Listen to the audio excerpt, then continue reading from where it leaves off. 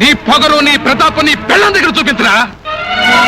నీకే దమ్ముంటే నీ పెళ్ళం విడాకులు తీసుకోకముందే మొగుడు కావాలని పేపర్కి ఎందుకు ఎక్కుతుందిరా?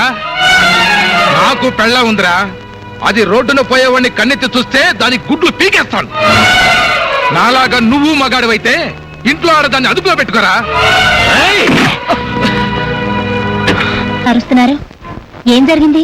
ఏం జరిగినా నీ వల్లే జరిగింది. దీనికంతటికి కారణం నువ్వే. నువ్వు చేసిన పని వల్ల 10 మందిలో నా పరువు పోయింది. మీ పరువు పోయే పని నేనేం చేశాను? మీరు కాదంటే నేను మరో నీడ వెతుక్కుంటున్నాను అంతేగా.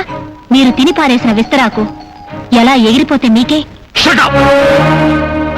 నీ పిల్లల్ని నేను పెళ్లి చూపులు చూశాను, నాకు నచ్చింది, బాగా కోఆపరేషన్ చేస్తున్నాను 10 మంది వెక్కిరిస్తుంటే మీరు తట్టుకోగల శక్తి ఏ బాగాడికి ఉండదు.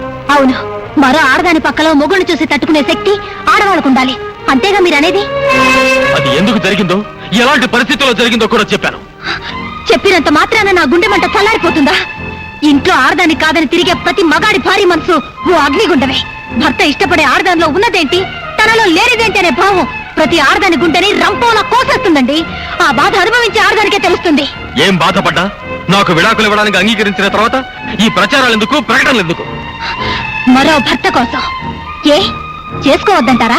చేసుకోకుండా మిమ్మల్ని ప్రియని కలిపి సుమతి లాంటి పతివ్రతాన్ని పేరు తెచ్చుకోమంటారా?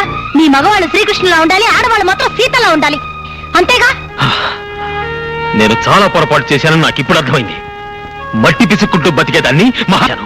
నిజమే, నన్ను మహారాణి చేశారు. ఎంతవరకు? మీ మనసులో ఉన్న పట్టపురాణి తిరిగి వచ్చే వరకు. ఆ తర్వాత నన్ను వేషం విప్పేసి వెళ్ళిపోమన్నారు. రేపు మరో రాణి వస్తే తను కూడా మాజీ రాణి అయిపోతుందని తెలుసుకోలేకపోతుంది ఆ ప్రియ. వసంత వసంత అని కాదు, వసే ఆర్దానా అని పిలవండి. ఈ ఆర్దైనా ఒకటే. యుగాలు మారినా ఆర్దాని చరిత్ర మారలేదు. తన గొప్పతనం కోసం పెళ్లాన్ని అడవికి పంపినవాడు ఒకడు, తన వ్యసనం కోసం పెళ్లాన్ని జోదం ఆడినవాడు ఒకడు, తన మాట నిలబెట్టుకోవడం కోసం పెళ్లాన్ని అమ్మేసినవాడు ఒకడు. వాళ్లే మీ మగాళ్ళకి ఆదర్శం.